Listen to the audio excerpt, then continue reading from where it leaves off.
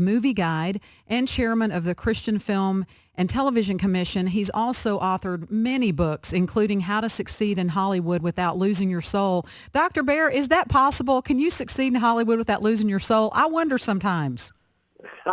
Well, more and more people are succeeding without losing their soul. And, you know, throughout history of Hollywood, there are people who did very well, like Cecil B. DeMille, whose father was a preacher, and his father read him, you know, the New Testament for an hour every day, and the Old Testament and history. That was before TV and everything. So DeMille always wanted to make these great biblical epics, and he made some of the best, including the Ten Commandments and King of Kings. So, yes, there's always been good people in Hollywood. You know, my father was a cowboy star in the 30s, and you don't have to lose your soul, but it is easy to lose your soul. So, you know, we try to help people understand that the more you adhere to biblical values and the more you understand Jesus, the better your movies do at the box office. So it's good news. Ted, one of the questions I'm sure people have is, in terms of the whole direction of Hollywood, since you have been working there in the industry, watching and reviewing and overseeing Movie Guide, do you think there is Hollywood, relatively speaking, more open to, quote, conservative ideas or family-friendly ideas or Christian ideas than they were 20 or 30 years ago? Well, if you take 30 years ago, or let's say if you take 1980 was a rash of Christian films. You know, you had the Jesus film, you had I Did the Lion, the Witch, and the Wardrobe on CBS television. So actually these movements come in waves. I think a way to talk about it is the golden cycle that Walt Disney used to talk about. And it says that, you know, there's a new generation of kids who've never seen, you know, one of the Disney classics, whether you like Finding Nemo or whatever else. And so then they re-release it or remake it. Right now, we're at a period of time which we've been able to show through our detailed economic analysis of the box office, studio executives, that they can make more money by doing movies with faith and values. So we're very happy about that. We've got them all excited. Now, this year, you've got a lot of those movies coming out. You've got one almost every 2 weeks. Mm-hmm. And you even have major movies like the Muppet movie, which has very strong Christian content and very strong moral content, you know, and has sort of the story of good versus evil. So, you know, there's going to become a point where these movies are saturated at the box office, and they're not going to perform as well. And then the lone movie that's action, adventure, or whatever will perform well, and suddenly, you know, the tables will turn. So that's why you have these cycles.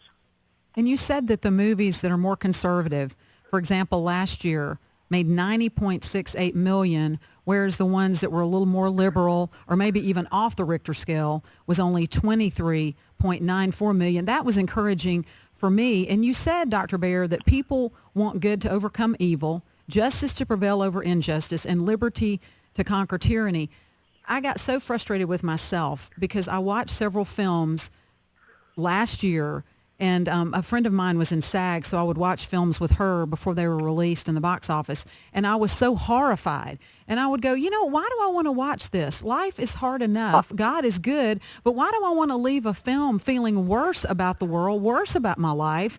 And so I don't even get it. And this is a frustrating thing. Those are the movies that were nominated for Academy Awards, but then amazing films like Saving Mr. Banks totally overlooked. So I've pretty much had it. I even wrote the Academy.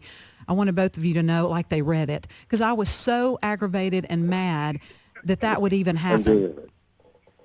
Well, you're absolutely right. And, you know, the problem is the Academy Awards lost its way back in 1989. Before that time, most of the members of the Academy had come from the golden age of Hollywood. We had League Arms and some very strong patriots, very strong Christians. And so it was a different Academy. 1989, you got the first independent film that started going at the Academy Awards and winning. And then year after year, they were doing the worst films. So now the LA Times used to do this little analysis that showed if you won an Academy Award, you made less money at the box office. So the Academy is not a barometer, as it used to be, of movies with faith and values. In fact, we get studio heads coming to our Movie Guide Awards and saying, we can't get an Academy Award anymore So they prefer to have the Movie Guide Awards, and we give out awards for movies with faith and values and movies with free enterprise. And those movies do better. People want to see Captain America win, not just not just in the battle, but in the box office. So the good, the true, and the beautiful always do better at the box office. Ted, I wanted to ask you about a couple of movies that are out right now with explicitly biblical themes. Particularly, get your thoughts on Son of God, and then the movie Noah that is just coming out and stirred up some controversy. Well, you're asking me about, first place, I've never seen, there have been 130 movies about Jesus. It's sort of like sermons. I remember showing The Passion of Christ to some pastors. I was sitting next to the person who was with me at the time, Paul Seeger from Mission America. And when I showed it to these pastors, one pastor said, well, why do we need another Jesus film? We've got the Jesus film. And I said, well, that's a good question. We have Matthew. Why did God need Mark, Luke, and John? So Right. Evidently God was trying to reach people from different personalities. Mark is about a day laborer, and John is about the priestly mystic, and Luke is, of course, the professional. We all know that. But I think we need more Jesus films. And if we tore apart pastors' sermons the way we tear apart these films, we'd be in deep trouble. Now, that said, what we do with those 130 films that have come out of that Jesus, or the Noah film or whatever else, we look at the basic principles. Does it cohere with the basic principles? Is Jesus fully God and fully man? Yes. Is Jesus the Son of God? Yes. Did Jesus have a virgin birth? Yes. Is it a real world? Yes. You can't just wish problems away. Does it need a real death, real resurrection? Yes. So if you look at those basic 9 principles and they cohere with the Bible, then it's pretty good. If they don't cohere, like The Last Temptation of Christ that Don Wildman and I stood against at Universal, then you don't support it. So, but you got to look underneath the drama. Even the Jesus film was only 70% the Gospel of Luke. So there's not one of these movies that I can think of, maybe the Gospel of John, that's word for word 100%. And even then, when you cast a Jesus character, somebody's going to say, hey, that doesn't look like what I think Jesus is supposed to look like. You're listening to today's Issues on American Family Radio. Our guest is Dr. Ted Baehr, founder of Movie Guide. And Dr. Baehr, I know, Ray, you feel the same. It's not like it used to be. I mean, you mentioned Cecil B. DeMille. Back then, they ran out of the theater because Rhett Butler said one curse word. Now, it's like what is R would have been NC-17 15, 20 years ago. I mean, it really is devastating to see what's happening. But amongst that, even though it's so frustrating to see these movies rising up, Heaven is for Real, I'm real excited about that because I feel like that's going to help people. We love that. Yes, see that there is heaven. Jesus is there. And Greg Kinnear, isn't it Greg Kinnear? Isn't he the lead in that? Amazing people. And so it's just, you got to be careful what you watch. And we got to get out there and support these family-friendly films, especially the ones that magnify the Lord, because then they'll make more of them, like you're saying. You've said so many good things, I don't even have to say anything at that point. But I'm going to unpack what you said for a second. During the golden age of Hollywood, the church was much more cohesive. Yes. And, Martin Quigley published the largest movie magazine, just like we do with Movie Guide. And when he said go, people went. When he said don't go, people didn't go. And that had a tremendous influence. I'm giving you the behind the scenes now on the movie industry. And they wanted to do good. They wanted to reach a bigger audience. So George Heinrich, the head of the Protestant Film Office, said, how many empty seats do you want in the theater? Well, we don't want any empty seats in the theater. How can we get more seats? Well, don't put that F word in or you're going to be in trouble. Right. Now, today, the church doesn't speak with a unified voice, and we need, I'd say the other side is we need to encourage people to go to good movies like God's Not Dead, which I love, and Heaven is for Real, which I love, and The Son of God. We need to support the good and reject the bad. What you said is absolutely right. But getting that word out is a lot harder than, when I did The Lion, the Witch, and the Wardrobe, we did church bulletin inserts, and I think we put it into the bulletin inserts of every denomination in the country, and those days don't exist anymore, unfortunately. Mm-hmm. So, Did I to the did I movie throw you Noah, off there? I'm gotten a sorry. lot of I threw you publicity. off there. We have so much to ask. I think we're going, where do we start? Because, you know, Yeah. there's just, So what do you think about Noah? Well, Noah is a big junky film. It's a Hollywood film. Russell Now, the Crowe, guy Jennifer who's been Connelly, trying- yeah. The guy who's been making the film for years, and that's not Darren Aronofsky, is a good friend of mine, and he's very Christian, very conservative. He's spoken at the most conservative event that Don Wyman and I go to, and Tim sometimes goes to. And he is very solid. And he wanted to make Noah the most evangelistic film. So when you look at it now, the studio has brought it back to some of its moorings. And the moorings are this: man is despicable. Well, we believe that. We believe that man is fallen. Man is a sinful. And, God is the judge, and we're going to be judged. And they are judged, and that you have to repent. And so we believe that. And Noah is told to go out and be fruitful and multiply, which, of course, is a very biblical statement. Any environmentalist, because before I came to Christ at 28, I was an environmentalist. That was in, 1985, a long time ago. Any environmentalist would say, be fruitful and multiply. Stop people being fruitful. So the basic moorings of the movie cohere with the biblical vision.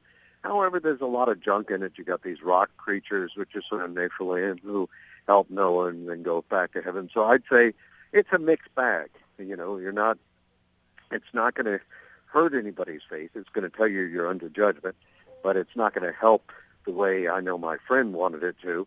And I think the big problem is they hired a director who was just totally out of sync with what the story of Noah is all about. But our producer and I were talking before the show today that if one person sees Noah and goes, I want to know more about this God, or I better look at my life because I don't want to be one of those people knocking outside the boat and I can't get in because I've rejected him, then it's been worth it. And because Russell Crowe, Jennifer Connelly, and other all-star cast are a part of it, people are going to come who probably don't know anything about the love of God. Yeah, and if that could be Bill Maher, we'd all be happy. Yeah, that's right. That's exactly right. But you never know. You know what I'm saying? We never know. We think people are so far away from God. Yeah. Mm-hmm.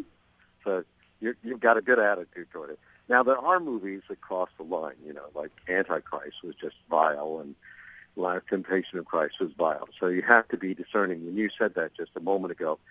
But I want to bring people back to the reality that you've got to know before you go out and support the movie. And so if I had to make a litany of good films coming out, The Letters is good, and there's some great films going out. Support the good.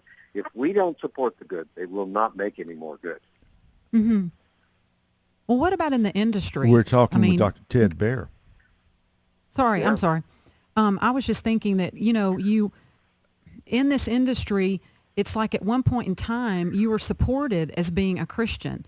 And now that's not the case anymore. And I don't know if we'll ever go back. I mean, Matthew McConaughey at the Academy Awards said one thing. I mean, Ray, I don't know if you knew about this, but he didn't say Jesus. He just said, I want to thank God. And if you have God on your side, you have a friend. Right. And the backlash was just, incredible. And so I think people, Dr. Baehr, do start to say, is there a way that Hollywood and films can meet in the middle? And the only way is that there's films out there that acknowledge Jesus. Because, it's like we're fighting a losing battle sometimes, I feel like, to try to get them to buy into what we're doing. Even to say God.